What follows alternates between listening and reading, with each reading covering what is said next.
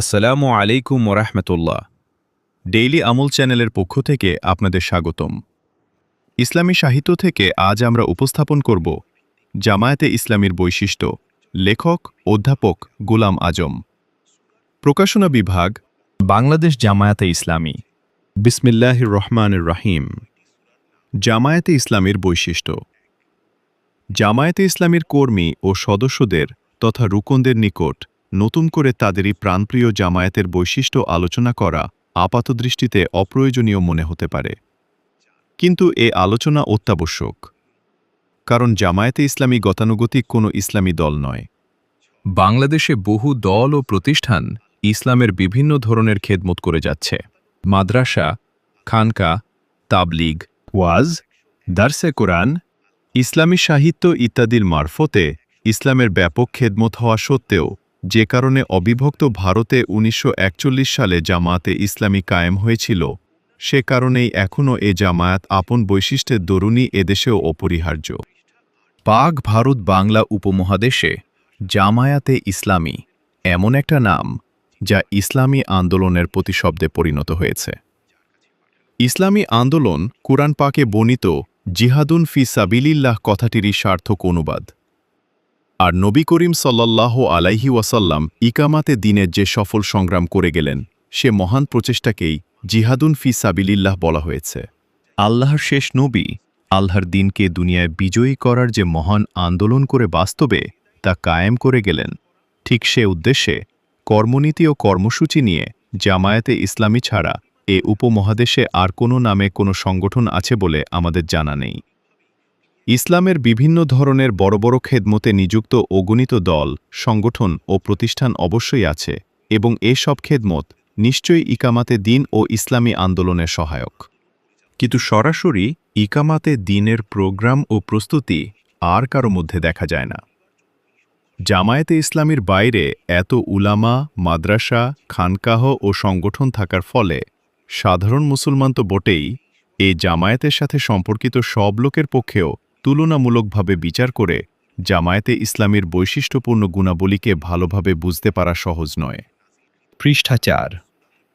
জামায়াতে ইসলামীর রুকন ও কর্মীদের মারফতেই অন্যদের পক্ষে এসব বৈশিষ্ট্য সম্পর্কে সঠিক ধারণা লাভ করা সম্ভব। তাই এ সম্মেলনে এ গুরুত্বপূর্ণ বিষয়টি আলোচনা করা অত্যাবশ্যক বিবেচনা করা হয়েছে। মূল বক্তব্য শুরু করার আগে একটা কথা, জামায়াতের রুকন ও কর্মীদের ভালোভাবে খেয়াল রাখার জন্য অনুরোধ করছি। এ কথা সত্য যে জামায়াতে ইসলামী ছাড়া ইকামাতে দিনের দায়িত্ব যথাযথভাবে পালন করার জন্য এদেশে আর কোনো সংগঠন নেই। কিন্তু এ অবস্থাটা জামায়াতের জন্য কোনো সুখবর নয়। যদি এ জামায়াত ছাড়াও ইসলামী আন্দোলনের আরও কতক সংগঠন থাকত, তাহলে প্রতিযোগিতার সুযোগ হতো এবং গুণগত দিক দিয়ে হয়তো দ্রুত অগ্রগতি লাভ করা সম্ভব হতো। ইকামাতে দিনের আর কোনো বলিষ্ঠ আন্দোলন এদেশে নেই বলে জামায়াতের সাথে সম্পর্কিত লোকদের গর্ববোধ করারও অবকাশ নেই। এ জামায়াত যদি কোনো কারণে সফল হতে না পারে, তাহলে অন্য কোনো জামায়াত থাকলে তাদের দ্বারা আল্লাহর দিন বিজয়ী হওয়ার আশা করা যেত। বর্তমান অবস্থায় দিনের বিজয় একটিমাত্র সংগঠনের কর্মশক্তির উপর নির্ভরশীল মনে হচ্ছে। এটা আমাদের জন্য সংগঠনের আত্মগৌরবের বিষয় নয়, বরং এ অবস্থায় আমাদের মধ্যে দায়িত্ববোধ ও কর্তব্যের অনুভূতি গভীরভাবে হওয়াই উচিত। আল্লাহ পাকের কাছে আমাদের সর্বদা কাতরভাবে দোয়া করতে থাকতে হবে, যাতে আমাদের অবহেলা ও অযোগ্যতার দরুন ইকামাতে দিনের এ আন্দোলন বিফল না হয়। জামায়াতে ইসলামীর সূচনা। জামায়াতে ইসলামীর প্রতিষ্ঠাতা মৌলানা সায়েদ আবুল আলা মওদুদী রহমতুল্লাহি আলাইহ ১৯৩২ সাল থেকে মাসিক তারজুমানুল কুরআন পত্রিকার মাধ্যমে এ উপমহাদেশে এ শতাব্দীতে প্রথম ইসলামী আন্দোলনের সূচনা করেন। শাহ ওয়ালিউল্লাহ দেহলভী রহমতুল্লাহি আলাইহ এর চিন্তাধারার ভিত্তিতে গত শতাব্দীতে সায়েদ আহমদ শহীদ রহমতুল্লাহি আলাইহ ও সায়েদ ইসমাইল শহীদ রহমতুল্লাহি আলাইহ এর নেতৃত্বে পরিচালিত ইসলামী আন্দোলনটি ১৮৩১ সালে বালাকোট যুদ্ধে বিপর্যস্ত হওয়ার পর পূর্ণ ১০০ বছর এ মানের আর কোনো আন্দোলন গড়ে উঠতে পারেনি। ঠিক ১০০ বছর পর মৌলানা মওদুদী রহমতুল্লাহি আলাইহ এ আন্দোলনের প্রস্তুতি শুরু করেন। পৃষ্ঠা ৫। 1941 সালের আগস্ট মাসে ভারতের বিভিন্ন প্রদেশের ৭৫ জন প্রতিনিধি নিয়ে লাহোরে জামায়াতে ইসলামীর সর্বপ্রথম সাংগঠনিক রূপ লাভ করার পূর্বে ১০ বছর মৌলানা মওদুদী রহমাতুল্লাহি আলাই তার মাসিক পত্রিকার মাধ্যমে ইসলামী আন্দোলনের দৃষ্টিকোণ থেকে মুসলমানদের রাজনৈতিক ও ধর্মীয় সংগঠনগুলোর বিজ্ঞানসম্মত বিশ্লেষণ করেন। এ বিশ্লেষণে তিনি ইসলামী দাওয়াত, কর্মনীতি ও কর্মকৌশলের দিক দিয়ে বিভিন্ন সংগঠনে যে অভাব রয়েছে সেদিকে সবার দৃষ্টি আকর্ষণ করেন। 1940 সালের সেপ্টেম্বর মাসে আলিগড় বিশ্ববিদ্যালয়ে ইসলামী গভর্নমেন্ট কিভাবে কায়েম হয় এ পর্যায়ে এক বক্তৃতায় মৌলানা মওদুদী রহমাতুল্লাহি আলাই রসুলুল্লাহ সাল্লাল্লাহু আলাইহি ওয়াসাল্লামের ইসলামী আন্দোলনের কর্মপদ্ধতি ব্যাখ্যা করেন। দ্বিজাতিত্বের ভিত্তিতে পরিচালিত মুসলিম লীগের পাকিস্তান আন্দোলনের দিকে ইঙ্গিত করে তিনি বলেন যে রাসূলুল্লাহ সাল্লাল্লাহু আলাইহি ওয়াসাল্লাম ইসলামী হুকুমাত কায়েমের জন্য যেভাবে লোক তৈরি করেছিলেন তেমনি প্রস্তুতি ছাড়া এ আন্দোলনের উদ্দেশ্য কিছুতেই সফল হবে না। এ বক্তৃতা পুস্তকাকারে প্রচারিত হওয়ার পর একাধারে ৬ মাস পর্যন্ত ইসলামী আন্দোলন ও সংগঠন এবং এর কর্মপদ্ধতি ও কর্মনীতি সম্পর্কে মাসিক পত্রিকার মাধ্যমে তিনি ক্রমাগত আলোচনা চালাতে থাকেন। এক পর্যায়ে তিনি ঘোষণা করেন যে মুসলমানদের সংগঠনগুলোর কোনোটির মধ্যে যদি এসব গুণের সমাবেশ ঘটে তাহলে তিনি সে দলের সাথেই কাজ করবেন। নতুন দল গঠন করে দলের সংখ্যা বৃদ্ধি দ্বারা মুসলিম শক্তিকে তিনি বিভক্ত করতে চান না বলেও জানালেন। তার এসব আকুল আবেদনে কোনো দল সাড়া না দেয় শেষ পর্যন্ত তিনি 1941 সালের ফেব্রুয়ারি মাসে এক সালেহ জামায়াত কি জরুরাত শিরোনামে তার মাসিক পত্রিকায় নতুন একটা সংগঠন কায়েমের উদ্দেশ্যে লাহোরে এক সম্মেলনের আহ্বান করেন। এ ডাকে যে ৭৫ জন সাড়া দিলেন তাদেরকে দিয়েই 1941 সালের 25শে আগস্ট জামায়াতে ইসলামের সংগঠন শুরু হয়। আদর্শিক ও সাংগঠনিক যেসব বৈশিষ্ট্য নিয়ে জামায়াতে ইসলামী আজ থেকে ৪০ বছর পূর্বে আন্দোলনের ময়দানে অবতীর্ণ হয় সেসব বৈশিষ্ট্য আজও অন্যান্য সংগঠন থেকে জামায়াতে ইসলামীর পৃথক সত্তাকে বহাল রেখেছে। পৃষ্ঠা ৬ দাওয়াত ও কর্মনীতি, ব্যক্তি গঠন পদ্ধতি ও সাংগঠনিক কাঠামো। কর্মপদ্ধতি ও উদ্দেশ্যর দিক দিয়ে আল্লাহর ফজলে জামায়াতে ইসলামী সর্বত্র আপন বৈশিষ্ট্যে সমুজ্জ্বল। বর্তমানে উপমহাদেশের যে ৪টি দেশে এ নামে সংগঠন আছে সবটিতেই এ বৈশিষ্ট্য সুস্পষ্ট। 1947 সালে ভারতবর্ষ বিভক্ত হওয়ার পর জামায়াতে ইসলামীও দুভাগে বিভক্ত হয়। আবার 1971 সালে মহান মুক্তিযুদ্ধের মাধ্যমে স্বাধীন সার্বভৌম বাংলাদেশের অভ্যুদয়ের পর জামায়াতে ইসলামী সংগঠনও এদেশে পৃথকভাবে কায়েম হয়। ওদিকে শ্রীলঙ্কায়ও জামায়াতে ইসলামী নামেই সংগঠন রয়েছে। জামায়াতে ইসলামীর আন্তর্জাতিক পরিচয়। বর্তমান শতাব্দীতে দুজন চিন্তাবিদের নেতৃত্বে প্রায় একই সময়ে দুটি দেশে ইসলামী আন্দোলনের সূচনা হয়। এ উপমহাদেশে মৌলানা মওদুদী রহমাতুল্লাহি আলাই এর উদ্যোগে জামায়াতে ইসলামী ও মিশরে ইমাম হাসানুল বান্না শহীদ রহমাতুল্লাহি আলাই এর চেষ্টায় ইখওয়ানুল মুসলিমুন নামে এ মহান আন্দোলন শুরু হয়। দুনিয়ার যত দেশে সুসংগঠিত ইসলামী আন্দোলন চলছে সর্বত্রই এ দুজনের প্রভাব সুস্পষ্ট। আন্তর্জাতিক পর্যায়ে ইখওয়ানুল মুসলিমুন ও জামায়াতে ইসলামী আন্দোলন হিসাবে স্বীকৃত। জামায়াতে ইসলামী এমন একটি নাম যা যে কোনো দেশের ইসলামী আন্দোলনের লোকদের নিকট অতি পরিচিত। জামায়াতে ইসলামীর সদস্য হিসাবে পরিচয়পত্র নিয়ে দুনিয়ার যে কোনো দেশের ইসলামী আন্দোলনের সাথে সম্পর্কিত কোনো ব্যক্তির কাছে গেলে তাকে অন্তরঙ্গ দ্বীনী ভাই হিসাবেই গ্রহণ করা হয়। এ উপমহাদেশের আর কোনো ইসলামী সংগঠনের নাম এভাবে বিশ্বে পরিচিত নয়। তাই জামায়াতে ইসলামী নামটি এখন আন্তর্জাতিক মর্যাদার অধিকারী। বাংলাদেশ মুসলিম বিশ্ব থেকে ভৌগোলিক দিক দিয়ে বিচ্ছিন্ন হলেও জামায়াতে ইসলামী বিশ্বময় ইসলামী আন্দোলন থেকে মোটেই বিচ্ছিন্ন নয়। জামায়াতে ইসলামী এ উপমহাদেশে ইসলামী আন্দোলনের একমাত্র প্রতিনিধিত্বমূলক সংগঠন। গোটা বিশ্বে পাক ভারত বাংলার ইসলামী আন্দোলন হিসাবে একমাত্র জামায়াতে ইসলামী পরিচিত। এ সুন্দর ও সহজবোধ্য নামটির মাধ্যমে বাংলাদেশের মুসলিম জাতি আজ বিশ্বের সমস্ত ইসলামী আন্দোলনের পরম আত্মীয়।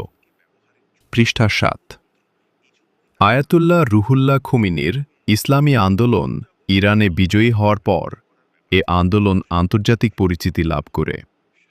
এ শতাব্দীতে ইরানেই পয়লা ইসলামী হুকুমাত কায়েম হয়। তাই এর স্থিতিশীলতার উপর ইসলামী আন্দোলনের সুনাম অনেকটা নির্ভর করে। আল্লাহ পাক এ হুকুমাতকে সঠিক ইসলামী আদর্শ অনুযায়ী পরিচালনা করার তাওফিক দিলে বিশ্বের সর্বত্র ইসলামী আন্দোলন যথেষ্ট উপকৃত হবে। এর জন্য আমাদের সবারই দোয়া করা উচিত। জামায়াতের প্রথম বৈশিষ্ট্য বিপ্লবী দাওয়াত। সমাজ গঠনের উদ্দেশ্যে প্রতিষ্ঠিত প্রত্যেক সংগঠনেরই নির্দিষ্ট দাওয়াত থাকে। মানুষকে কোনো না কোনো একটা লক্ষ্যবিন্দুর দিকে আহ্বান না করলে সংগঠনের উদ্দেশ্য সফল হওয়ার কোনো সুযোগই হতে পারে না। যেসব সংগঠন ইসলাম বিরোধী মত ও পথের দিকে আহ্বান জানায় তাদের কথা এখানে উল্লেখ করার দরকার নেই। তাদের সাথে জামায়াতে ইসলামী তুলনা করা অপ্রাসঙ্গিক। যারা ইসলামের খেদমতের জন্যই জনগণকে সংগঠিত করেন তাদের সাথেই জামায়াতে ইসলামীর তুলনা চলে। জামায়াতে ইসলামী সমাজ ও রাষ্ট্রীয় জীবনের সর্বক্ষেত্রে আল্লাহর দাসত্ব, নবীর আনুগত্য এবং সৎ ও যোগ্য লোকের নেতৃত্ব কায়েম করার দাওয়াত দেয় বলেই প্রতিষ্ঠিত অনৈসলামী সরকার ও সর্বপ্রকার কায়েমী স্বার্থের সাথে দ্বন্দ্ব সৃষ্টি হয়। বাতিল শক্তির সাথে প্রত্যক্ষ সংঘর্ষের এ বিপ্লবী দাওয়াতই নবীদের দাওয়াত। এ দাওয়াতের ফলে তাগুতি শক্তি ও কায়েমী স্বার্থ শঙ্কিত না হয়ে পারে না। পৃষ্ঠা ৮। আল্লাহকে ভয় করো এবং তাগুত থেকে দূরে থাকো। নবীদের এ বিপ্লবী দাওয়াতের যে স্বাভাবিক প্রতিক্রিয়া প্রত্যেক নবীর আন্দোলনে দেখা গেছে, জামায়াতে ইসলামীর বেলায়ও ঠিক তাই হচ্ছে। এ দাওয়াতের আঘাত শুধু ধর্মবিরোধী, সমাজতন্ত্রী ও জাতীয়তাবাদীদেরকেই আহত করে না, ধর্মনিরপেক্ষ রাজনীতি এবং নৈতিকতা বর্জিত সংস্কৃতিসেবীরাও এ দাওয়াতে আতঙ্কিত। তা না হলে জামায়াতে ইসলামীর বিরুদ্ধে এদের সবারই এতটা ক্ষিপ্ত হওয়ার কি কারণ থাকতে পারে? যদি জামায়াত শুধু ব্যক্তিগত জীবনে পরহেজগারি ও আল্লাহওয়ালা হওয়ার দাওয়াত দিত তাহলে বাতিল শক্তির কোনো আপত্তিই থাকত না। যেসব দিনদার ব্যক্তি ও সংগঠন সমাজ ব্যবস্থা ও রাষ্ট্র পরিচালনার ব্যাপারে ইসলামী বিধান চালু করার কথা বলে না, তাদের সাথে তাগুতের কোনো বিরোধ নেই, বরং তারা বাতিল সমাজ ব্যবস্থায় মুসলিম খাদেম হয়েই থাকতে বাধ্য হয়। মানুষ রাষ্ট্র ব্যবস্থা থেকে বিচ্ছিন্ন থাকতে পারে না। হয় প্রচলিত রাষ্ট্র ব্যবস্থাতে রাজি থাকতে হবে, আর না হয় এ ব্যবস্থা বদলানোর চেষ্টা করতে হবে। নিরপেক্ষ থাকার কোনো উপায় নেই।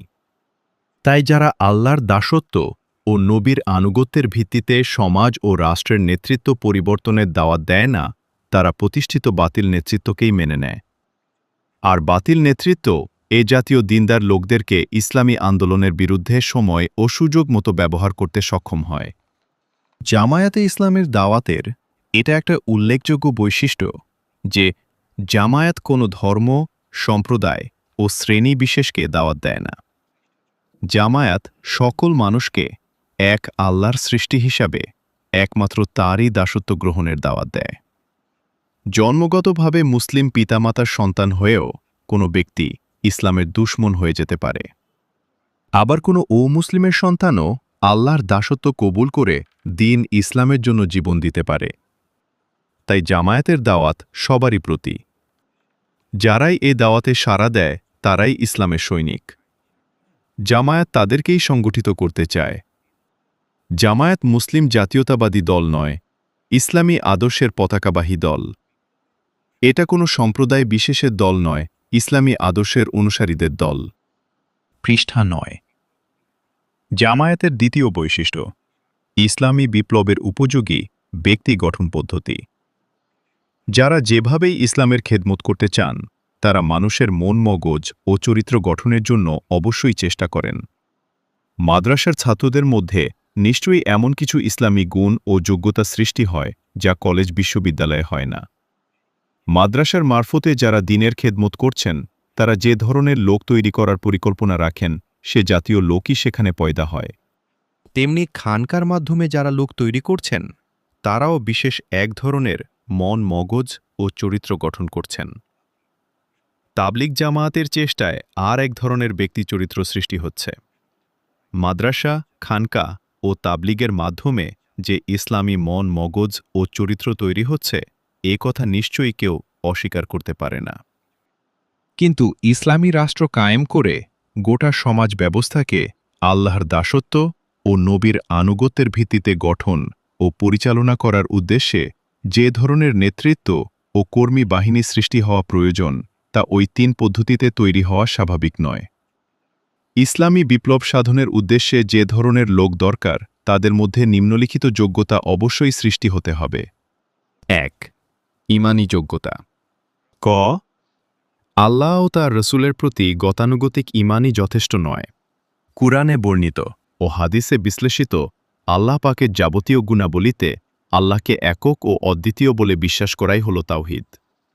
আল্লাহর জাত, সত্তা, সিফাত, গুণাবলী, হুকুক, অধিকার ও এখতিয়ার, ক্ষমতা ইত্যাদির কোনো একটিতেও সৃষ্টি জগতের কেউ শরীক নেই বলে বিশ্বাসই হল তাওহীদ। পৃষ্ঠা 10। খ ব্যক্তি ও সমষ্টিগত জীবনে সর্বক্ষেত্রে আল্লাহ পাককেই একমাত্র ইলাহ, কর্মকর্তা, আইনদাতা ও সার্বভৌম সত্তা মানা যেমন ঈমানের দাবি, তেমনি ওই সব ক্ষেত্রেই হজরত মুহাম্মদ সাল্লাল্লাহু আলাইহি ওয়াসাল্লামকে একমাত্র আদর্শ ও অনুসরণযোগ্য মানাই হল রিসালাতের প্রতি ঈমানের দাবি। রসুলুল্লাহ সাল্লাল্লাহু আলাইহি ওয়াসাল্লাম যেহেতু আল্লাহর প্রত্যক্ষ ওয়াহি দ্বারা পরিচালিত ছিলেন, সেহেতু তাকে নির্ভুল বলে বিশ্বাস করতে হবে এবং যুক্তি বুঝে না আসলেও তাকে অন্ধভাবেই অনুসরণ করতে হবে। আর তিনি ছাড়া অন্য কাউকে অন্ধভাবে অনুসরণ করা চলবে না। আল্লাহর হুকুম পালনের ব্যাপারে রসুলের তরিকাকেই একমাত্র সঠিক মনে করতে হবে। সাহাবা কিরাম এবং ইমাম ও মুজতাহিদগণকে একমাত্র রসুল সাল্লাল্লাহু আলাইহি ওয়াসাল্লামের আনুগত্য করার জন্যই মানতে হবে। রসুল সাল্লাল্লাহু আলাইহি ওয়াসাল্লামই একমাত্র মুত্তাবা বা আনুগত্যের অধিকারী। রসুলের তরিকার বিপরীত কারো তরিকা মানা চলবে না। তদুপরি রিসালাতের প্রতি ঈমানের দাবি অনুযায়ী রাসূল সাল্লাল্লাহু আলাইহি ওয়াসাল্লামের সমস্ত জীবনকেই অনুসরণযোগ্য বলে বিশ্বাস করতে হবে। রাসূলুল্লাহ সাল্লাল্লাহু আলাইহি ওয়াসাল্লামের আন্দোলনী জীবন এবং রাজনৈতিক ও সামরিক কার্যাবলী যে তার ধর্মীয় ও আধ্যাত্মিক জীবনের মতোই অনুকরণযোগ্য একথা বিশ্বাস করাও ঈমান বিল রিসালাতের অঙ্গ। গ আল্লাহর দাসত্ব ও নবীর আনুগত্য সঠিক মানে করতে হলে আখিরাত সম্পর্কেও সঠিক ধারণা থাকতে হবে। মৃত্যুর পর দুনিয়ার জীবনের কার্যকলাপের বদলা দেয়া হবে এবং এ বিশ্বাস মজবুত থাকলে নিষ্ঠার সাথে আল্লাহর হুকুম ও রাসূলের তরিকার অনুসরণ করা সহজ ও সম্ভব। কিন্তু নানা টালবাহানা করে শাফায়াতের ভুল ব্যাখ্যার ভিত্তিতে নাজাত পাওয়ার ভ্রান্ত ধারণা থাকলে ইসলামী চরিত্রের অধিকারী না হয়েও অনেকে বেহেশতের সুখ স্বপ্ন দেখে। আল্লাহর আদালতে পক্ষপাতিত্ব নেই। যার যেমন আমল তেমন প্রতিফলই তিনি দেবেন। ফাঁকি দিয়ে পার হয়ে যাওয়ার কোনো সুযোগ সেখানে নেই। 2. ইলমি যোগ্যতা। ইসলামী পরিভাষায় ইলম অর্থ হল ওয়াহির মারফতে আল্লাহ রসুল সাল্লাল্লাহু আলাইহি ওয়াসাল্লামের নিকট প্রেরিত জ্ঞান। আল্লাহর কুরআন ও রসুল সাল্লাল্লাহু আলাইহি ওয়াসাল্লামের সুন্নাহকে সামগ্রিকভাবে ইলম মনে করতে হবে। পৃষ্ঠা 11। কুরআন পাকই হল এ জ্ঞানের মূল উৎস। কিন্তু এ কুরআনকে রসুল সাল্লাল্লাহু আলাইহি ওয়াসাল্লামের 23 বছরের নবুয়তি জীবন থেকেই বুঝতে হবে। কারণ রসুল সাল্লাল্লাহু আলাইহি ওয়াসাল্লামের 23 বছরের ইসলামী আন্দোলনের জীবনই কুরআনের বাস্তব তাফসির। কালেমা তাইয়েবার দাওয়াত থেকে শুরু করে ইসলামকে পূর্ণরূপে কায়েম করা পর্যন্ত দীর্ঘ 23 বছর রাসূল সাল্লাল্লাহু আলাইহি ওয়াসাল্লামের সংগ্রামী ও বিপ্লবী জীবনই হল আসল কুরআন, বাস্তব কুরআন ও জীবন্ত কুরআন। ওই আন্দোলন পরিচালনার প্রয়োজনেই যখন যেটুকু দরকার ততটুকু আয়াত হিদায়াত হিসাবে রসুল সাল্লাল্লাহু আলাইহি ওয়াসাল্লামের কাছে ওয়াহিযোগে পাঠানো হয়েছে। প্রকৃতপক্ষে কুরআন মজিদ হল ইসলামী আন্দোলনেরই গাইডবুক। যারা কুরআন হাকিমকে শুধু একটি ধর্মীয় কিতাব মনে করে তারা তিলাওয়াতের সওয়াব ছাড়া এ বিপ্লবী কিতাবের মর্মবাণীর সন্ধান পেতে পারে না। কুরআন যে কাজটি করানোর জন্য নাজিল হয়েছে সেই ইসলামী আন্দোলনের দৃষ্টিভঙ্গি নিয়েই এর ইলমের নাগাল পাওয়া সম্ভব। এ দৃষ্টিকোণ থেকে কুরআনী এলম যারা তালাশ করে আধুনিক চিন্তাধারা ও মতবাদের মধ্যে কোনটা কুরআন বিরোধী একথা তারাই উপলব্ধি করতে সক্ষম। এসব মতাদর্শের রাজত্ব খতম করে ইসলামী আদর্শকে মানব সমাজে কায়েম করার জজবা তাদের মধ্যেই সৃষ্টি হয় যারা আন্দোলনের দৃষ্টিতে কুরআনকে বুঝবার চেষ্টা করে। কুরআন ও সুন্নাহকে এ বিপ্লবী মনোভাব নিয়ে যারা বুঝবার চেষ্টা করে, তাদের নিকট ইসলামের নামে সমাজে প্রচলিত বহু বিদয়াত, রীতিনীতি ও রসম রিওয়াজ, যে রাসূল সাল্লাল্লাহু আলাইহি ওয়াসাল্লামের জিহাদি জীবনের সাথে সামঞ্জস্যশীল নয়, সে কথা সহজেই স্পষ্ট হয়ে ওঠে। রসূল সাল্লাল্লাহু আলাইহি ওয়াসাল্লামের আদর্শ জীবনের সাথে খাপ খায় না এমন যেসব প্রথা ও পদ্ধতি ইসলামের লেবাস পরে মুসলিম সমাজকে জিহাদ বিমুখ করে রেখেছে, সেসব থেকে আত্মরক্ষা করা তাদের পক্ষেই সম্ভব।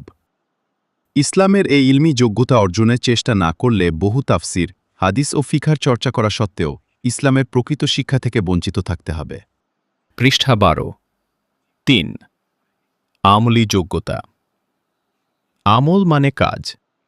ইসলামী পরিভাষায় আমল অর্থ হল আল্লাহ ও রসূল সাল্লাল্লাহু আলাইহি ওয়াসাল্লামের আদেশ পালন করা এবং তাদের নিষিদ্ধ সব কিছু থেকে বিরত থাকা। আজকাল মুসলিম সমাজে আমল করার একটা অদ্ভুত অর্থ প্রচলিত আছে। হালাল রুজি তালাশ করার জন্য বাস্তবে চেষ্টা না করে কোনো দোয়া সোয়া লাখবার বসে বসে পড়ার নাম দেয়া হয়েছে রিজিকের আমল, অর্থাৎ কাজ না করার নাম রাখা হয়েছে আমল। রুজি তালাশ করার সময় আল্লাহর কাছে দোয়া করতে থাকতে হবে যাতে আল্লাহর সাহায্য পাওয়া যায়। কিন্তু যে জাতি কাজ না করার নাম দিয়েছে আমল, সে জাতির উন্নতির সমস্ত পথই বন্ধ। আমলের ব্যাপারে সবচেয়ে মারাত্মক রোগ হল ধর্মীয় গণ্ডির মধ্যে আমলকে সীমাবদ্ধ মনে করা। মানব সমাজে আল্লাহর আইন চালু করে জুলুম বন্ধ করা ও ইনসাফ কায়েম করার চেষ্টাকে আমল মনে করা হয় না। মানুষের উপর মানুষের রচিত মনগড়া আইনের ফলে মানব সমাজে যে অশান্তি বিরাজ করছে, তা দূর করে মানবজাতিকে আল্লাহর দেয়া বিধানের মাধ্যমে দুনিয়ার শান্তিময় জীবন ও আখিরাতে মুক্তির পথ দেখানোর দায়িত্ব পালনের জন্য মুসলিম জাতিকে সৃষ্টি করা হয়েছে বলে আল্লাহ পাক কুরআনে ঘোষণা করেছেন।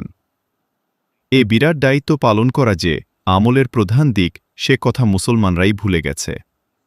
নামাজ, রোজা, হজ, জাকাত, জিকির, তিলাওয়াত, ওজিফা, মুরাকাবা ইত্যাদি কতক ধর্মীয় কাজের মধ্যেই আমলকে সীমাবদ্ধ মনে করা হচ্ছে।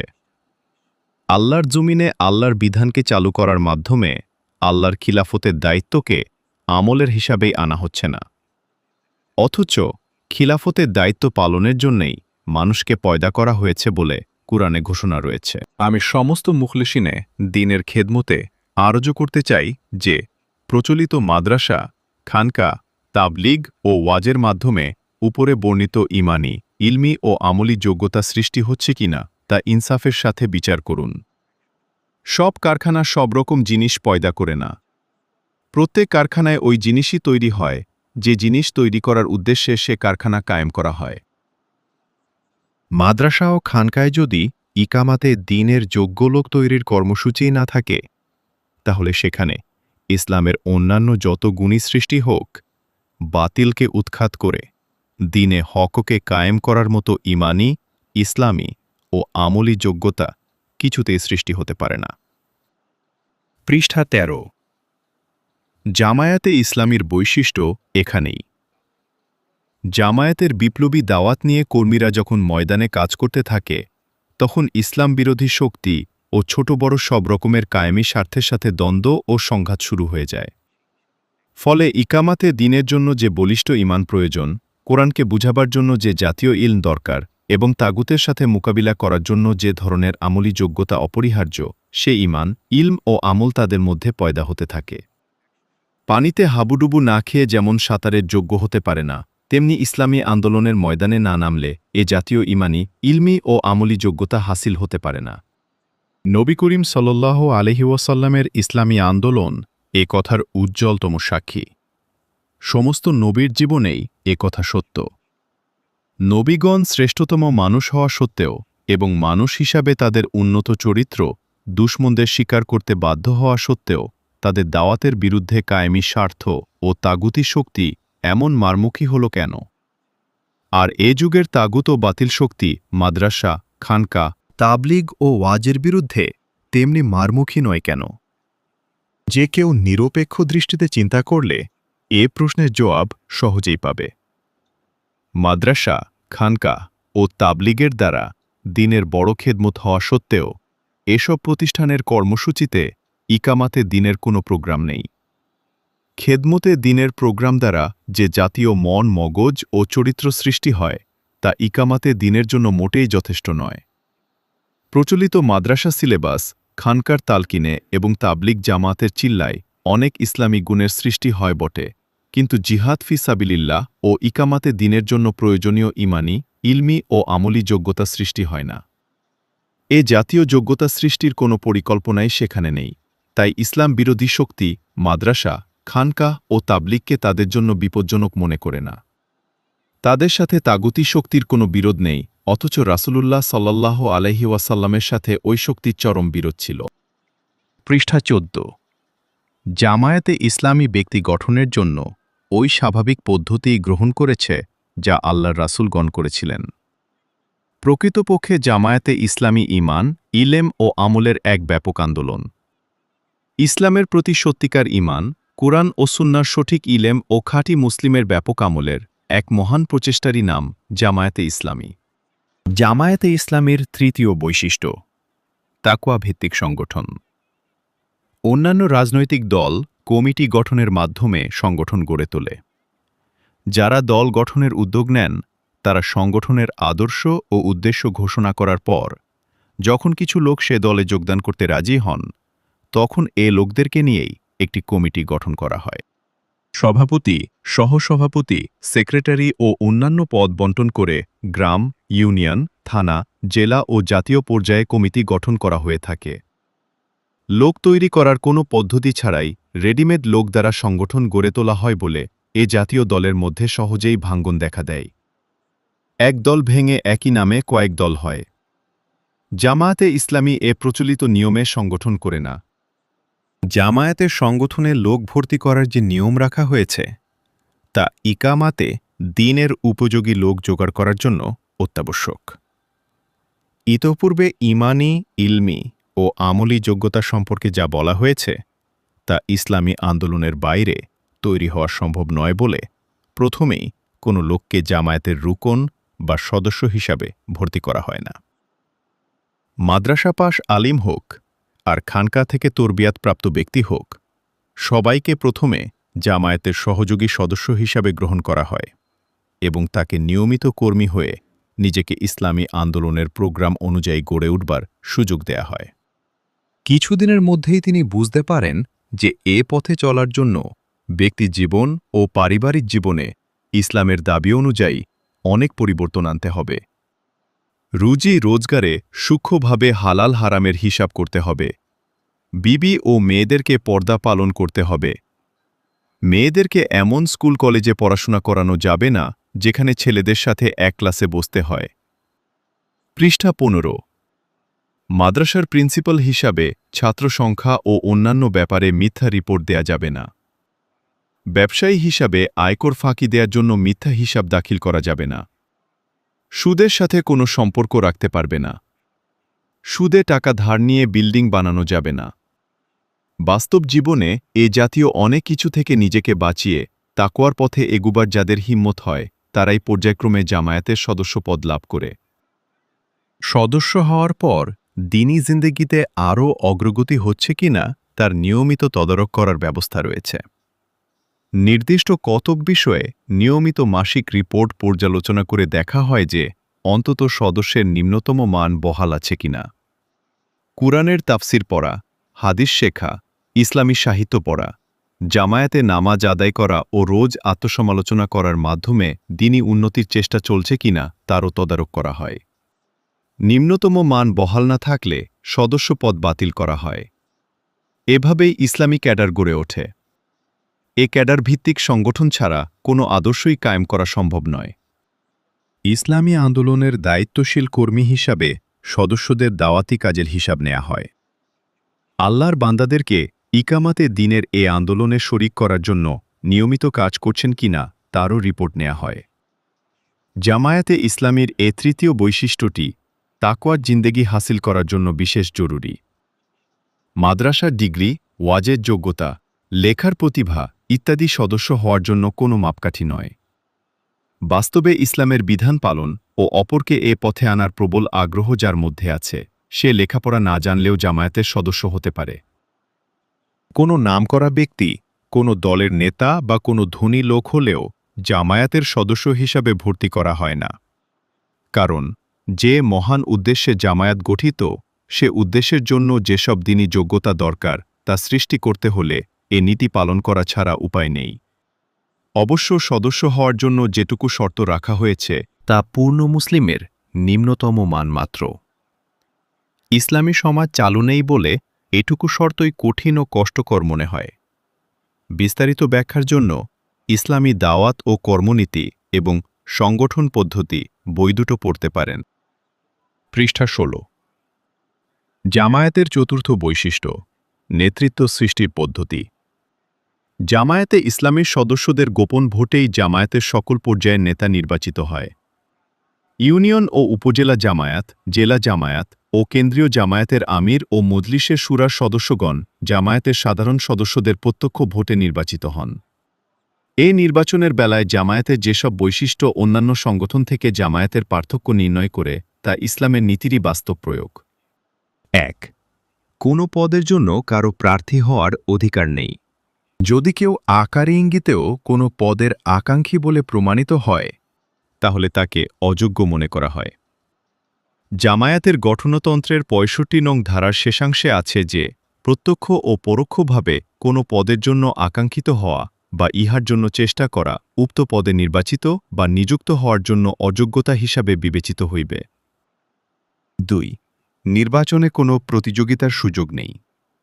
অন্যান্য সংগঠনে দেখা যায় যে কোনো পদের জন্য বিভিন্ন প্রস্তাবক নিজ নিজে পছন্দসই ব্যক্তির নাম প্রস্তাব করে। তারপর প্রস্তাবিত ব্যক্তিদের মধ্যে নির্বাচনী প্রতিযোগিতা চলে। প্রস্তাবকগণ ও তাদের সমর্থকগণ নিজ নিজে মনোনীত ব্যক্তির পক্ষে নির্বাচনী প্রচারাভিযান চালান। এতে সংগঠনের মধ্যে ব্যক্তিভিত্তিক উপদলের সৃষ্টি হয়।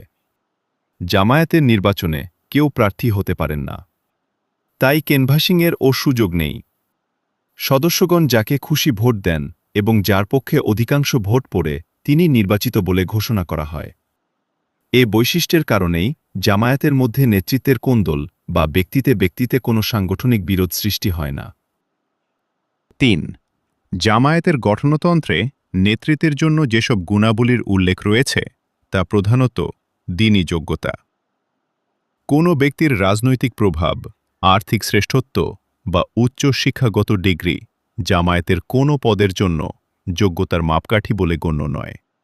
অবশ্য দ্বীনি যোগ্যতার সাথে নেতৃত্বের বুনিয়াদী যোগ্যতাও নেতা নির্বাচনের সময় বিবেচনা করা হয়। পৃষ্ঠা ১৭। ৪. অন্যান্য দলে দেখা যায় যে নেতৃত্বের আকাঙ্ক্ষী ব্যক্তিদেরকে কোনো না কোনো পদ দিয়ে দলে রাখার চেষ্টা করতে হয়। জামায়াতে কোনো লোককে পদ দিয়ে মানানোর প্রয়োজন হয় না। তাই পদলোভীদের দ্বারা উপদল সৃষ্টি হওয়ারও সম্ভাবনা থাকে না। ৫. জামায়াতের সর্বস্তরে পারস্পরিক সমালোচনা ও সংশোধনের এমন সুব্যবস্থা রয়েছে যার ফলে কর্মী ও দায়িত্বশীলদের সম্পর্ক এবং কর্মীদের পারস্পরিক সম্পর্ক বিনষ্ট হয়ে দলাদলির পর্যায়ে বা ঝগড়ার পর্যায়ে পৌঁছাতে পারে না। জামায়াতের পরিভাষায় এ ব্যবস্থাকে মুহাসাবা বলা হয়। এ কারণেই জামায়াতে ইসলামীতে কোনো হিরো ওয়ারশিপ বা বীর পূজা নেই। জামায়াতের নিকট আসল হিরো একমাত্র শেষ নবী। এ আসল হিরোকে যারা অনুসরণ করে তাদের অনুসরণের মান অনুযায়ী যারা যে মর্যাদার যোগ্য, জামায়াত তাদেরকে সেসব মর্যাদারই অধিকারী মনে করে। সে হিসাবে সাহাবা কিরাম সর্বোচ্চ মর্যাদার অধিকারী। তাদের মধ্যে প্রথম ৪ খলিফা অন্যান্য সাহাবীর তুলনায় অধিক মর্যাদা পাওয়ার যোগ্য। আবার এ ৪ জনের মধ্যে হযরত আবু বকর সিদ্দিক রাদিয়াল্লাহু আনহু শ্রেষ্ঠতম। এভাবেই তাবেঈগণের মর্যাদা সাহাবাগণের পরই এবং তাবেতাবেঈনের মর্যাদা তাবেঈদের পর। এর পরবর্তীদের বেলায়ও রাসূলুল্লাহ সাল্লাল্লাহু আলাইহি ওয়াসাল্লামের অনুসরণের মান অনুযায়ী বিভিন্ন লোকদের মর্যাদা বিভিন্ন হতে বাধ্য। জামায়াতে ইসলামীর প্রতিষ্ঠাতা মৌলানা সায়েদ আবুল আলা মওদুদী রহমাতুল্লাহি আলাইহি এই শতাব্দীতে এত বড় একটা ইসলামী আন্দোলন দুনিয়ায় চালু করে আন্তর্জাতিক খ্যাতি অর্জন করা সত্ত্বেও জামায়াতে ইসলামী কোনো দেশে তার জন্মবার্ষিকী বা মৃত্যুবার্ষিকী পালন করছে না। এর কারণ এটাই যে জামায়াত নেতা পূজা করে না। জামায়াত মানুষকে ওই পূর্ণাঙ্গ ইসলামের দিকে ডাকে যে ইসলাম এ যুগের মানুষ ভুলে গিয়েছিল। আল্লাহ রসুলের আনিত দিন ইসলামকে আসল রূপে মৌলানা মওদুদী এ যুগে নতুন করে পেশ করা সত্ত্বেও জামায়াতে ইসলামী মাওলানাকে হিরো বানায়নি। মৌলানা মওদুদীর ব্যক্তিত্ব ও প্রতিভার দিকে মানুষকে আকৃষ্ট করাই যদি জামায়াতের উদ্দেশ্য হতো, তাহলে যে যে দেশে জামায়াতে ইসলামীর সংগঠন আছে সেসব দেশেই মৌলানার জন্ম ও মৃত্যু দিবস পালন করা প্রয়োজন মনে করা হতো। পৃষ্ঠা 18। জামায়াতের নিকট একমাত্র আদর্শ নেতা হলেন বিশ্বনবী সাল্লাল্লাহু আলাইহি ওয়াসাল্লাম। তাকে সর্বাবস্থায় সর্বক্ষেত্রে অনুসরণ করাই জামায়াতের লক্ষ্য। তাই জামায়াতের নেতা নির্বাচনের বেলায় তাদেরকে অধিকতর যোগ্য মনে করা হয় যাদেরকে অন্যের তুলনায় রাসূলের বেশি অনুসারী বলে বোঝা যায়। জামায়াতের পঞ্চম বৈশিষ্ট্য: ক্ষমতা দখলের রাজনীতি করে না। সাধারণত রাজনীতি করার উদ্দেশ্য হল সরকারি ক্ষমতা দখল করে দেশের উপর প্রাধান্য বিস্তার করা ও পার্থিব সকল প্রকার সুযোগ সুবিধা ভোগ করা। যারা এ জাতীয় রাজনীতি করে তারা কোনো না কোনো ইস্যুকে ভিত্তি করে বিরাট হইহাঙ্গামা সৃষ্টি করে সস্তা জনপ্রিয়তা অর্জনের চেষ্টা করে। এরা নির্বাচনের সময় বিভিন্ন প্রকার কৌশল অবলম্বন করে জনগণকে বিভ্রান্ত করতে চেষ্টা করে। এমনকি সকল প্রকার নির্বাচনী দুর্নীতির আশ্রয় নিয়ে হলেও জিতবার জন্য মরিয়া হয়ে লেগে যায়।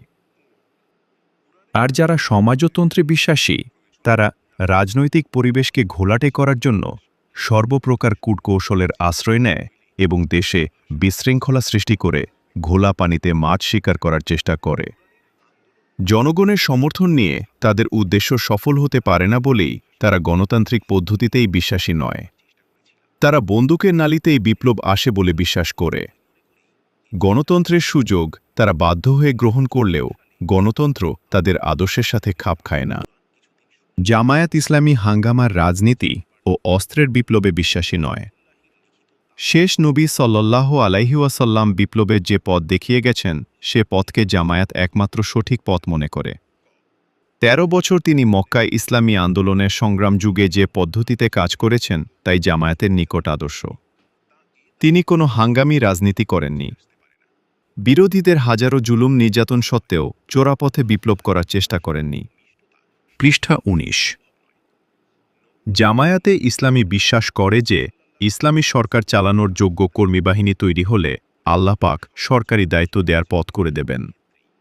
এ বিষয়ে কোরআনে সুস্পষ্ট ওয়াদা রয়েছে। আল্লাহ ওয়াদা করছেন যে তোমাদের মধ্যে যারা সত্যিকার ঈমান এনেছে এবং নেক আমল করেছে তাদেরকে আমি নিশ্চয়ই দুনিয়ার কর্তৃত্ব দান করব। সূরা নূর ৫৫ আয়াত। তাই জামায়াতে ইসলামীর আসল কাজ হল একদল খাঁটি মুমিন ও সৎ কাজের যোগ্য লোক তৈরি করা। এমন ধরনের প্রয়োজনীয় সংখ্যক লোক তৈরি হলে জামায়াতে ইসলামীর হাতে ক্ষমতা তুলে দেওয়ার দায়িত্ব আল্লাহর। সুতরাং ক্ষমতা দখলের জন্য পেরেশান হওয়া জামায়াত মোটেই প্রয়োজন মনে করে না। এই জন্যই ক্ষমতালিঙ্গুরা যে জাতীয় হাঙ্গামী রাজনীতি করে থাকে জামায়াত কখনো তা করে না। জামায়াত যে বিপ্লব চায় তা জনগণকে বুঝিয়ে গণসমর্থন নিয়ে স্বাভাবিক গণতান্ত্রিক পথেই করা উচিত বলে মনে করে। অস্বাভাবিক পথে বা পেছন দরজা দিয়ে বিপ্লব করলে তা কখনো স্থায়ী হতে পারে না এবং এ পদ্ধতিতে আদর্শ কায়েম করা সম্ভব হয় না। যেসব লোক আদর্শের নাম নিয়ে নিজেদের নেতৃত্ব কায়েম করতে চায় তারা আদর্শ কায়েমের যোগ্যই নয়। যারা আদর্শ কায়েম করার জন্য নিজেদেরকে বিলিয়ে দিতে চায় তাদের হাতেই আদর্শ কায়েম হয়। জামায়াতের সাথে যারা সংশ্লিষ্ট তারা জামায়াতের এ বৈশিষ্ট্যের জন্য আল্লাহর নিকট কৃতজ্ঞ। পৃষ্ঠা 20। জামায়াতের ষষ্ঠ বৈশিষ্ট্য: কর্মীদের আর্থিক কুরবানি বাইতুল মালের উৎস। সাধারণত দেখা যায় যে রাজনৈতিক দল কর্মীদের কাছ থেকে চাঁদা তোলে না। দলীয় তহবিলে কর্মীদের কাছ থেকে নিয়মিত চাঁদা নেয়ার রেওয়াজি নেই। পার্টির ফান্ড থেকে টাকা খরচ করেই কর্মীদেরকে কাজে লাগানো হয়। অনেক পার্টিতে ধনী ব্যক্তিরাই দলীয় নেতা হন এবং তার টাকাতেই কর্মীরা কাজ করে। জামায়াতে ইসলামী এর সম্পূর্ণ ব্যতিক্রম। জামায়াতের সদস্য ও কর্মীদেরকে তাদের মাসিক আয়ের একটা নির্দিষ্ট অংশ প্রতি মাসে নিয়মিত জামায়াতের বাইতুল মালে দান করতে হয়। এছাড়া সদস্য হওয়া তো দূরের কথা, কর্মী হিসেবে কেউ গণ্য হতে পারে না। আল্লাহর দিনের জন্য জান ও মাল খরচ করার যে নির্দেশ কোরআন পাকে আছে, তার উপর কর্মীদেরকে আমল করার জন্য জামায়াত গুরুত্বের সাথে তাকিদ দেয়। এছাড়াও যারা জামায়াতের সহযোগী ও শুভাকাঙ্ক্ষী, তাদের কাছ থেকেও কর্মীরা নিয়মিত মাসিক সাহায্য আদায় করে। জামায়াতের তহবিলের নাম হল বাইতুল মাল। এতে দান করাটা আল্লাহর পথে মাল খরচ করার মর্যাদা রাখে বলে এ দানকে চাঁদা বলা হয় না। এ দানকে দাতাও অন্যান্য দলের চাঁদার মতো মনে করে না। নিজের প্রয়োজনের বাইরে অন্য কাজের জন্য দান করাকেই চাঁদা বলা হয়। কিন্তু আল্লাহর পথে যা খরচ করা, তা প্রকৃতপক্ষে আল্লাহর ব্যাংকে নিজের জন্য জমা রাখা হয়। আল্লাহ পাক এ মালকে করজে হাসানা বলে ঘোষণা করেছেন এবং আখিরাতে বহুগুণ বাড়িয়ে এ ধার শোধ করার ওয়াদাও করেছেন। সুতরাং যারা আখিরাতে বেশি লাভ পেতে চায়, তারা দুনিয়ার মাল আল্লাহর ওই ব্যাংকে বেশি পরিমাণেই জমা রাখার চেষ্টা করে। চাঁদার নিয়তে অল্প করে দেয়াকে তারা নিজের জন্যই ক্ষতিকর মনে করে, যে যত বেশি মাল এ পথে কুরবানি দিতে পারে, ততই আল্লাহর সন্তুষ্টি বেশি পাওয়া যাবে বলে কর্মীরা বিশ্বাস করে। কর্মীদের এ দানই জামায়াতের বাইতুল মালের সবচেয়ে মূল্যবান সম্পদ। এ সম্পদকে আল্লাহর দ্বীনের কাজে খরচ করতে গিয়ে দায়িত্বশীলদেরকে খুব হিসাব করতে হয়। এ সাবধানতা সত্ত্বেও সকল পর্যায়েই বাইতুল মালের আয় ও ব্যয়ের হিসাব অডিট করার ব্যবস্থা রয়েছে। পৃষ্ঠা ২১। জামায়াতের সপ্তম বৈশিষ্ট্য: বিরোধীদের প্রতি জামায়াতের আচরণ। জামায়াতে ইসলামী যেহেতু কুরআন ও সুন্নাহ মোতাবেক ব্যক্তি ও সমাজ জীবনকে গড়ে তুলতে চায়, সেহেতু বিভিন্ন বিরোধী শক্তির পক্ষ থেকে জামায়াতের বিরুদ্ধে অনেক কিছু করা হয়। অন-ইসলামী সরকারের পক্ষে জামায়াতে ইসলামীকে ভালো চোখে দেখা কিছুতেই সম্ভব নয়। ধর্মনিরপেক্ষতাবাদী ও সমাজতন্ত্রীরা জামায়াতে ইসলামীকে তাদের আদর্শের সবচেয়ে বড় শত্রু মনে করাই স্বাভাবিক। রাজনৈতিক, অর্থনৈতিক ও সাংস্কৃতিক কায়েমি স্বার্থ জামায়াতকে তাদের স্বার্থের জন্য বিপজ্জনক মনে করে নিজ নিজ পন্থায় বিরোধিতা করে থাকে। এমনকি এক শ্রেণীর ধর্মীয় মহলও জামায়াতের বিরুদ্ধে ফতোয়া দিয়ে ইসলাম বিরোধী শক্তিকে পরোক্ষভাবে সাহায্য করে থাকে। সরকার বা কায়েমি স্বার্থের পক্ষ থেকে জামায়াতের বিরোধিতা হওয়া অত্যন্ত স্বাভাবিক। জামায়াত যতই জনপ্রিয় হবে, ততই তাদের বিরোধিতা বাড়বে। এটাকে জামায়াত মোটেও অপ্রত্যাশিত মনে করে না। তেমনি ইসলাম বিরোধী মতাদর্শের সমর্থকদের পক্ষ থেকেও বিরোধিতা হবেই। এসব বিরোধিতা নিয়ে জামায়াত মাথা ঘামায় না। তারা জামায়াতকে যতই গালাগালি করুক, জামায়াত তাদের সাথে ঝগড়ায় লিপ্ত হয় না। তারা যেসব মিথ্যা অপবাদ দেয়, জামায়াত প্রয়োজন মনে করলে যুক্তির দ্বারা সেগুলো খণ্ডন করে। জামায়াতের বিরুদ্ধে যারা অভদ্র ও অশালীন ভাষা প্রয়োগ করে, জামায়াত তাদেরকে করুণার পাত্র মনে করে। জামায়াতের দাওয়াত, আদর্শ ও কর্মসূচির বিরুদ্ধে বেচারাদের কিছুই বলা সাধ্য নেই বলে বেসামাল হয়ে গালাগালি করে মনের ঝাল মেটানোর চেষ্টা করে। আল্লাহর মেহেরবানিতে জামায়াতে ইসলামের লোকেরা গালি দেয়ার যোগ্য নয়। তারা ইসলামের দুশমনদের গালি খেয়েও তাদের হিদায়াতের জন্য দোয়া করে। পৃষ্ঠা ২২। ইসলামী আন্দোলনের বিরোধীদের ব্যাপারে আল্লাহ রসুল সাল্লাল্লাহু আলাইহি ওয়াসাল্লামের যে নীতি ছিল, জামায়াতে ইসলামী সে নীতি অনুসরণ করছে। আল্লাহ পাক তার রসুলকে নির্দেশ দিয়েছিলেন যে রসুল যেন বিরোধীদের বাধা বিপত্তির পরোয়া না করে নিজের দায়িত্ব পালন করতে থাকেন এবং বিরোধীদেরকে সামলানোর দায়িত্ব যেন আল্লাহর হাতেই ছেড়ে দেন। মিথ্যা প্রতিপন্নকারী ও অর্থশালীদেরকে আমার হাতে ছেড়ে দাও। সূরা মুজাম্মিল ১১। আমি যাকে একাই সৃষ্টি করেছি তাকে আমার হাতে ছেড়ে দাও। সূরা মুদ্দাচ্ছির ১১। এ দ্বারা স্পষ্ট বুঝা গেল যে বিরোধীদেরকে আল্লাহ নিজেই শায়েস্তা করতে চান। আল্লাহ বলতে চান যে যারা ইসলামী আন্দোলনের বিরোধিতা করছে, তারা প্রকৃতপক্ষে আল্লাহরই বিরোধী। সুতরাং তাদের বিচার করার ভার আল্লাহর হাতেই তুলে দেওয়া উচিত। ইসলামের কাজে যারা আত্মনিয়োগ করেছে, তাদের আপন দায়িত্বের প্রতি মনোযোগী হওয়া কর্তব্য। বিরোধীদের ব্যাপারে আল্লাহর উপর নির্ভর করাই যথেষ্ট।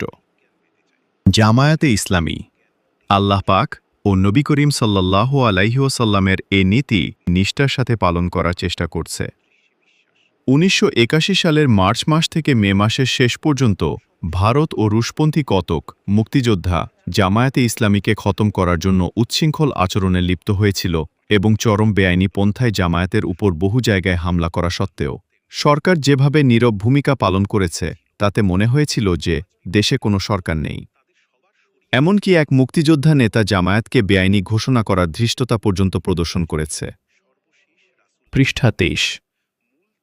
এই কঠিন পরিস্থিতিতে জামায়াত অত্যন্ত ধৈর্যের সাথে সংঘর্ষ এড়িয়ে চলেছে এবং শত উস্কানি সত্ত্বেও জামায়াত কর্মীদেরকে নিরস্ত রেখেছে। রাসূলুল্লাহ সাল্লাল্লাহু আলাইহি ওয়াসাল্লামের পরিচালিত ইসলামী আন্দোলনের সংগ্রাম যুগে মক্কায় অবস্থানকালে বিরোধীদের অন্যায় বাড়াবাড়িকে সহ্য করা ও তাদেরকে আল্লাহর হাতে ছেড়ে দেয়া যে নীতি ছিল তাই জামায়াত পালন করছে। এ ধরনের পরিস্থিতিতে আল্লাহ রাসূল যে দোয়া করতেন সে দোয়াই কর্মীরা করেছে। হে আল্লাহ, আমরা তোমাকে এদের ঘাড়ে স্থাপন করলাম এবং এদের ক্ষতি থেকে তোমারই আশ্রয় গ্রহণ করলাম। একাগ্রতার সাথে আল্লাহর আশ্রয় গ্রহণ করলে বিরোধীদের শত শত লম্ফঝম্ফ সত্ত্বেও ইসলামী আন্দোলনের কর্মীদের মনে আর কোনো আতঙ্ক থাকে না। মুসা আলাইহিসসালামকে হত্যার হুমকি দেওয়ার সাথে সাথে ফেরাউনের মুখের উপর তিনি নির্ভয়ে বলেন, যার মর্মার্থ হল, আমাকে তুমি কিসের ভয় দেখাও? আমি এমন শক্তির আশ্রয় গ্রহণ করে নিশ্চিন্ত হয়ে আছি যিনি আমার রব হিসাবে আমাকে রক্ষা করার যোগ্য, আর যিনি তোমাদের রব হিসাবে তোমাদেরকে আমার উপর হস্তক্ষেপ করা থেকে ফিরিয়ে রাখতে সক্ষম। সূরা আল মুমিন। সর্বশক্তিমান আল্লাহ পাকের উপর এ নির্ভরতা ও তারই নিকট খাঁটিভাবে আশ্রয় নেয়ার পর সত্যিকারের মুমিনের অন্তর অবশ্যই ভয়শূন্য হয়ে যায়।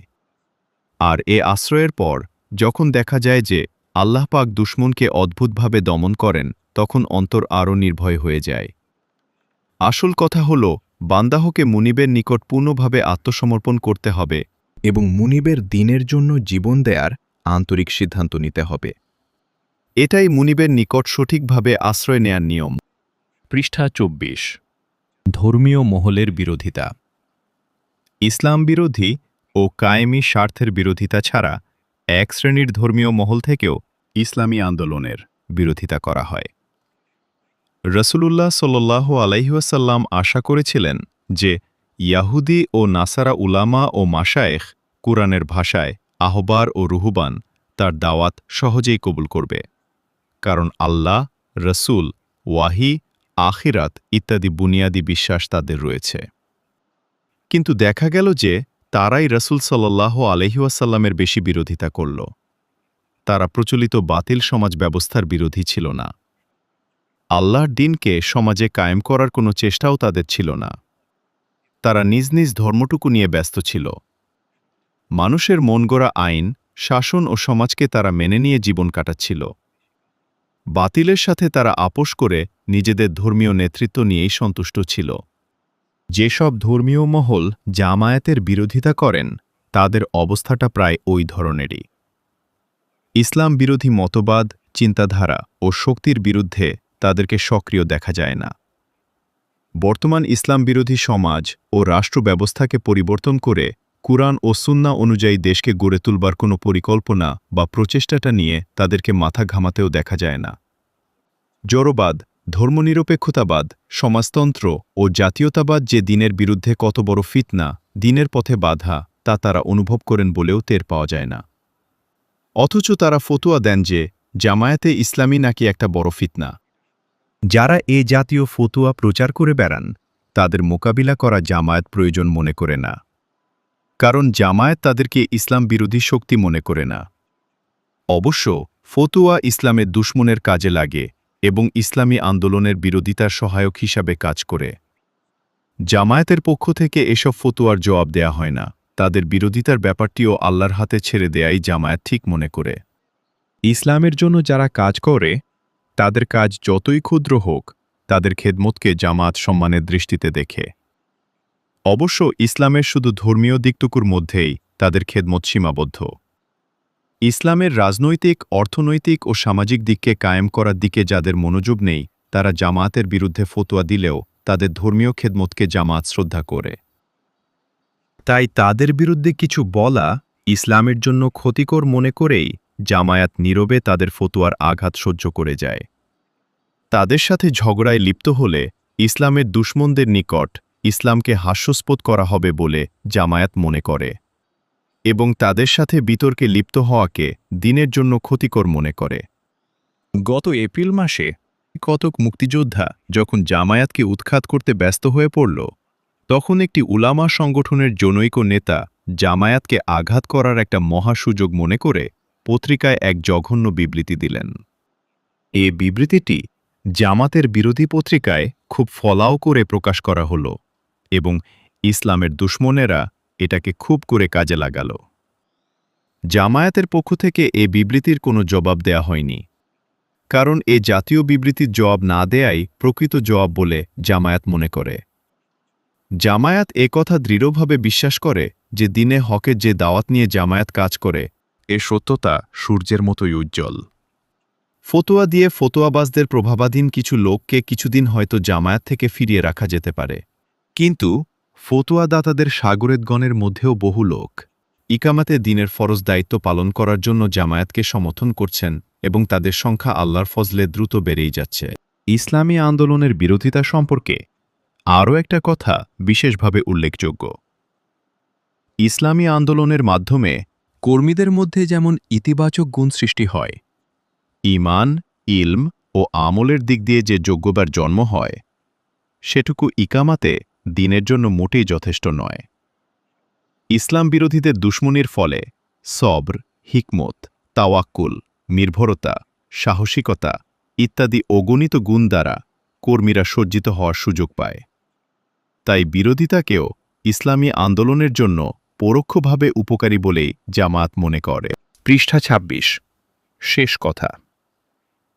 জামায়াতে ইসলামী নবীর দাওয়াত নিয়েই ময়দানে কাজ করছে বটে, কিন্তু এ জামায়াত দোষ ত্রুটি থেকে মুক্ত নয়। কুরআন ও সুন্নাহর দলিল দিয়ে যারা কোনো দোষ ও ভুল সংশোধনে সাহায্য করতে চান, তাদেরকে জামায়াত উস্তাদের মর্যাদা দেয়, কিন্তু ফতোয়া দিয়ে যারা মানুষকে এ পথে আসতে বাধা দেন, তারা আল্লাহর পথ থেকে মানুষকে ফিরিয়ে দেয়ার মহা অন্যায়ের দরুন আখিরাতে পাকড়াও হবেন কিনা সেটা ভেবে দেখার দায়িত্ব তাদেরই। জামায়াত কারো বিরুদ্ধে বিদ্বেষ পোষণ করে না। জামায়াতের বিরোধীরাও হিদায়াতের পথে আসুক, এটাই জামায়াতের সাধনা। তাই বিরোধীদের বিরোধিতা করার নীতি জামায়াত গ্রহণ করেনি। এ জামায়াতের যে ৭টি বৈশিষ্ট্য এ আলোচনায় পেশ করা হয়েছে, এসবের জন্য জামায়াতের কর্মীদের মধ্যে যেন গর্ব বা অহংকার পয়দা না হয় সেদিকে লক্ষ্য রাখতে হবে। দেশের অন্যান্য দলের সাথে জামায়াতের তুলনা করলে অবশ্যই অহংকার দেখা দিতে পারে, কিন্তু ইকামাতে দ্বীনের যে মহান উদ্দেশ্য হাসিল করার জন্য এ জামায়াতের সৃষ্টি, সে উচ্চ লক্ষ্য অর্জন করতে হলে এসব বৈশিষ্ট্য বর্তমানে যে মানে আছে তাতে সন্তুষ্ট থাকার প্রশ্নই ওঠে না।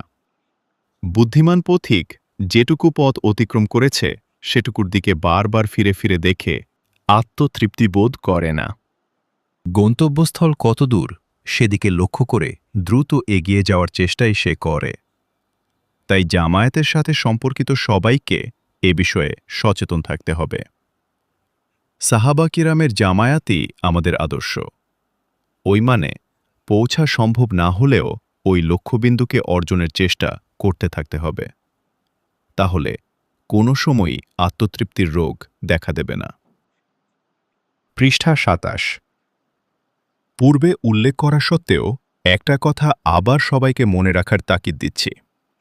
দেশে জামায়াতে ইসলামীর চেয়ে উন্নত মানের কোনো ইসলামী আন্দোলন না থাকাটা মোটেই খুশির বিষয় নয়। যদি আরও কোনো জামায়াতকে আমরা সত্যিকার ইসলামী আন্দোলনে নিয়োজিত দেখতে পেতাম, তাহলে এ সান্ত্বনা বোধ করতাম যে জামায়াতে ইসলামী যদি ইসলামকে বিজয়ী করতে সক্ষম না হয়, তাহলে অন্য কারো দ্বারা এ মহান উদ্দেশ্য সফল হতে পারে। আল্লাহ পাক আমাদেরকে তাওফিক দিন যাতে জামায়াত দেশের সমস্ত মুখলিসিনে দ্বীনের সহযোগিতা পায়। আল্লাহ পাক যেন তাদের অন্তরকে খুলে দেন যাতে তারা এ আন্দোলনে শরিক হয়ে ইসলামকে বিজয়ী করতে এগিয়ে আসেন। পৃষ্ঠা ২৮। ইসলামী আন্দোলনের কর্মীদের বৈশিষ্ট্য। আল্লাহর জমিনে আল্লাহর দ্বীনকে বিজয়ী করার প্রচেষ্টা চালানো প্রত্যেক মুসলিমেরই কর্তব্য। দুঃখের বিষয় যে এ কর্তব্যবোধই মুসলমানদের সবচেয়ে কম। ইকামাতে দ্বীনের দাওয়াতে আকৃষ্ট হয়ে যারা এ কর্তব্য পালনে এগিয়ে আসেন এবং ইসলামী আন্দোলনে শামিল হন, তাদের মর্যাদা আল্লাহর কাছে অবশ্যই উচ্চ। এ মহান দায়িত্ব পালনের জন্যই আল্লাহ পাক যুগে যুগে নবী পাঠিয়েছেন। তাই দুনিয়ায় এ কাজের চেয়ে মহত্তর কাজ আর হতে পারে না। যে কাজ যত গুরুত্বপূর্ণ, সে কাজের জন্য প্রয়োজনীয় যোগ্যতা অর্জন করা ততই কঠিন। এজন্যই ইকামাতে দ্বীনের জন্য আল্লাহ পাক সরাসরি ট্রেনিং দিয়েছেন নবীদেরকে। যারা এ মহান দায়িত্ব পালন করতে আগ্রহী, তাদেরকে অত্যন্ত নিষ্ঠার সাথে ওই গুণ অর্জন করতে হবে যা এ কাজের জন্য অপরিহার্য।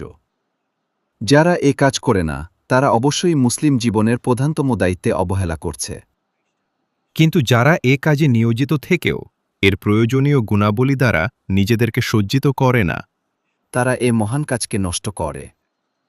ইসলামী আন্দোলন না করা অবশ্যই অপরাধ, কিন্তু নিজেদের দোষ ত্রুটির দরুন যারা আন্দোলনকে ক্ষতিগ্রস্ত করে, তাদের অপরাধ জঘন্য। এজন্যই ইসলামী আন্দোলনের কর্মীদের যেসব বৈশিষ্ট্য থাকা প্রয়োজন, সে সম্পর্কে সুস্পষ্ট ধারণা থাকা দরকার। নিজেদের সময়, শ্রম ও অর্থ আল্লাহর পথে খরচ করেও ওই সব বৈশিষ্ট্যের অভাবে আল্লাহ সন্তুষ্টি অর্জনে ব্যর্থ হলে দুনিয়া ও আখিরাত উভয়ই বরবাদ। তাই ইসলামী আন্দোলনের সাথে সম্পর্কিত সবার দৃষ্টি কত বুনিয়াদী বৈশিষ্ট্যের প্রতি আকর্ষণ করতে চাই। ১।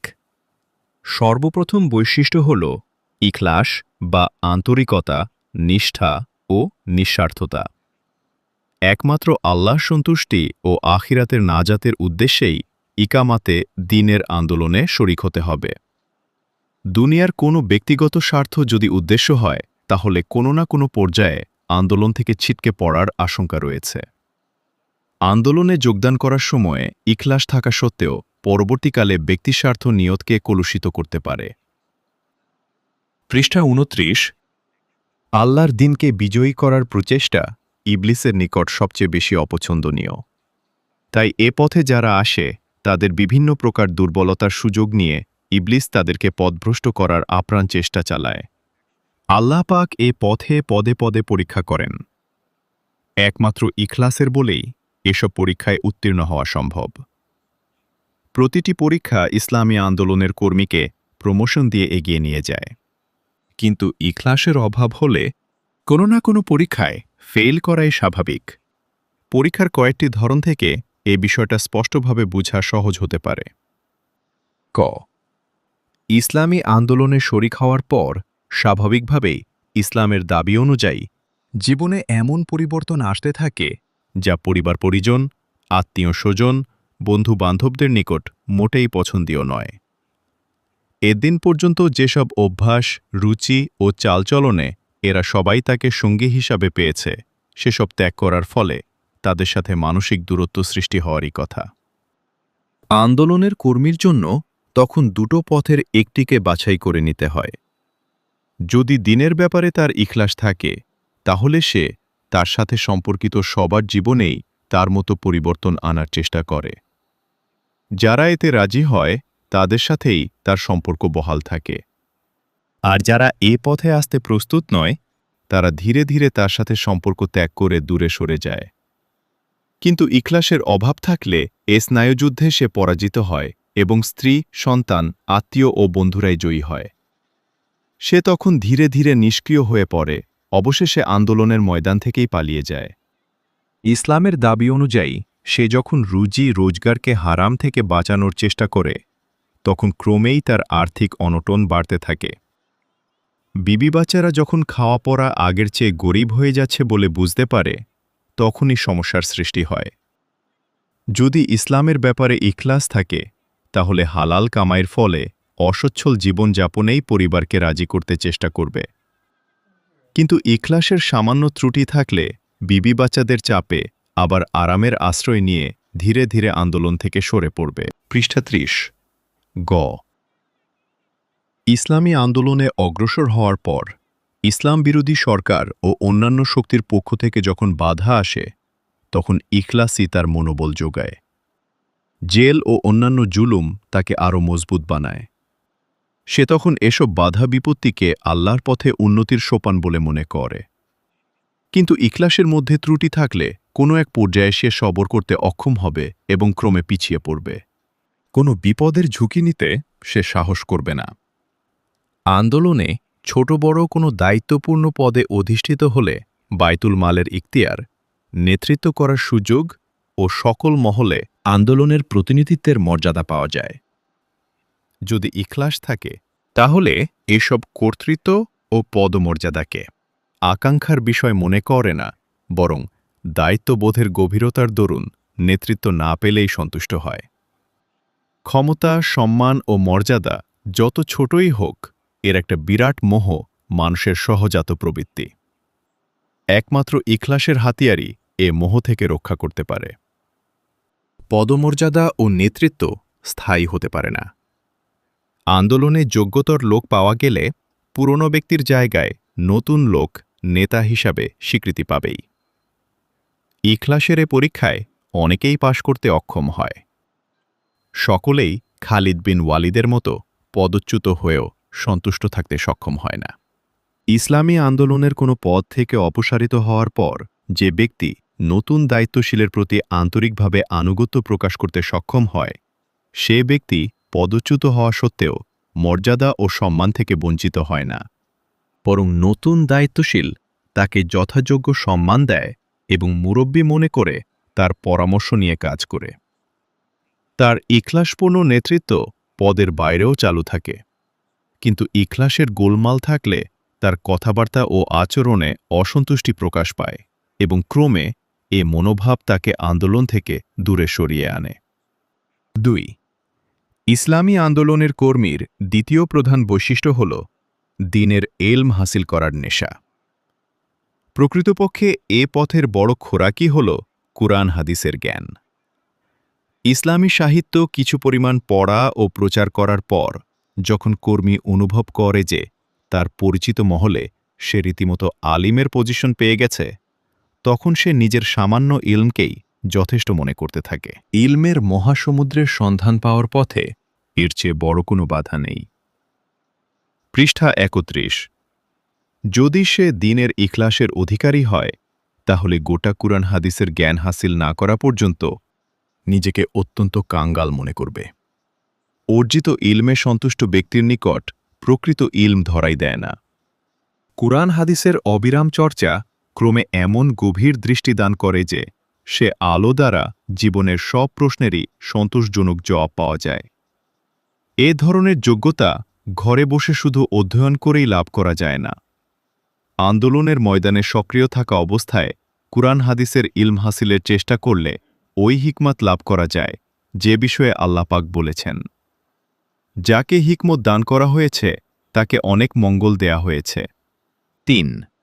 তৃতীয় বৈশিষ্ট্য হল আমল বা বাস্তব জীবনে দ্বীনের আন্তরিক আনুগত্য। দ্বীনের যেটুকু ইলম হাসিল হল সে অনুযায়ী যে আমল করতে রাজি নয়, সে ইসলামী আন্দোলনের জন্য এক আবদ। কারণ আন্দোলনের কর্মীর জীবন থেকেই অন্য লোক ইসলামের ধারণা পাবে। কর্মী শুধু কথায় ইসলামের দাওয়াত দিলে এ দাওয়াত কেউ গ্রহণ করবে না। ইসলামী আন্দোলনের কর্মীর ব্যক্তিগত ও পারিবারিক জীবনধারা, তার আচার ব্যবহার, লেনদেন ইত্যাদিতে যদি ইসলামের প্রকৃত নমুনা পেশ করতে না পারে, তাহলে এমন কর্মী দ্বারা অন্য লোক কি করে আকৃষ্ট হবে? এ কারণেই আন্দোলনের সকল পর্যায়ের নেতৃত্বে এমন লোকেরই প্রয়োজন যার চরিত্র অন্যদের জন্য অনুকরণযোগ্য। আমল ও চরিত্রের এ গুরুত্বের দরুনই অন্যান্য শত যোগ্যতা সত্ত্বেও বাস্তব জীবনে ইসলামের সত্যিকার অনুসারী না হলে ইসলামী সংগঠনে নেতৃত্ব দূরের কথা, সদস্যের মর্যাদা দেওয়াও অনুচিত। চরিত্রের একটা নিম্নতম মান নির্ধারিত না করে অন্যান্য যোগ্যতা থাকলেই যদি ইসলামী সংগঠনে লোক ভর্তি করা হয়, এমনকি নেতা বানানো হয়, তাহলে এ ধরনের সংগঠন আর যাই করুক ইসলামকে বিজয়ী করার কাজে কোনো অবদান রাখতে সক্ষম হবে না। 4. চতুর্থ বৈশিষ্ট্য হল সংগঠনের পূর্ণ আনুগত্য। যে কর্মী নিজের মতকে এতটা সঠিক মনে করে যে সংগঠনের সিদ্ধান্ত অমান্য করার জন্য তৈরি হয়ে যায়, সে আন্দোলনে শেষ পর্যন্ত টিকে থাকতে পারবে না। নিজেকে অতি বুদ্ধিমান মনে করলে কোনো সংগঠনেই তার পক্ষে খাপ খাওয়ানো সম্ভব হবে না। পৃষ্ঠা ৩২। নিজের মতামত সাংগঠনিক পদ্ধতিতে অবশ্যই বলিষ্ঠভাবে পেশ করতে হবে, কিন্তু সংগঠনের সিদ্ধান্ত গ্রহণকারী সংস্থার সিদ্ধান্ত যদি তার মতামতের বিপরীতও হয়, তবু আনুগত্য করতে হবে। যারা সংগঠনের আনুগত্য করতে অক্ষম, তাদের স্থান সংগঠনের বাইরে হওয়া স্বাভাবিক। তাদেরকে ধরে রাখার বা সামলানোর সব প্রচেষ্টাই ব্যর্থ হতে বাধ্য। কারণ এটা এমন এক রোগ যার কুফল কোনো না কোনো সময় দেখা দেবেই। তাই জামায়াতে ইসলামের রুকনদের নিকট সংগঠনের প্রতি আনুগত্যের উপর এত গুরুত্ব আরোপ করে। 5. পঞ্চম গুরুত্বপূর্ণ বৈশিষ্ট্য হল দায়ী ইলাল্লাহ হিসাবে সঠিক দায়িত্ববোধ। আল্লাহর দ্বীনের দাওয়াত দেওয়ার কাজ প্রত্যেক কর্মী যদি নিজের মনের তাকিদে না করে, তাহলে সে সত্যিকার কর্মী নয়। সংগঠনের পক্ষ থেকে চাপ ও তাকিদ দিয়ে যাদেরকে কাজ করাতে হয়, তারা আসল কর্মী নয়। যাদেরকে দিয়ে কাজ করিয়ে নিতে হয়, তারা ইকামাতে দ্বীনের প্রকৃত দায়িত্ববোধ থেকে বঞ্চিত। সত্যিকার কর্মীর মনোভাব হল, আর কেউ এ কাজ করুক বা না করুক, আমাকে তো একা হলেও এ কাজ করতে হবে। কারণ এ কাজ যার সন্তুষ্টি ও করুণা পাওয়ার জন্য করতে হবে, তিনি প্রত্যেকের মনের খবর রাখেন। ইসলামী আন্দোলনে স্বয়ংক্রিয় কর্মীর সংখ্যা যে পরিমাণ বাড়বে, সংগঠন সে পরিমাণেই শক্তিশালী হবে। যে কর্মীকে বারবার তাকিদ দিয়ে কাজ করাতে হয়, সে সংগঠনের সম্পদ নয়, সে সংগঠনের জন্য বোঝা স্বরূপ। সমাপ্ত।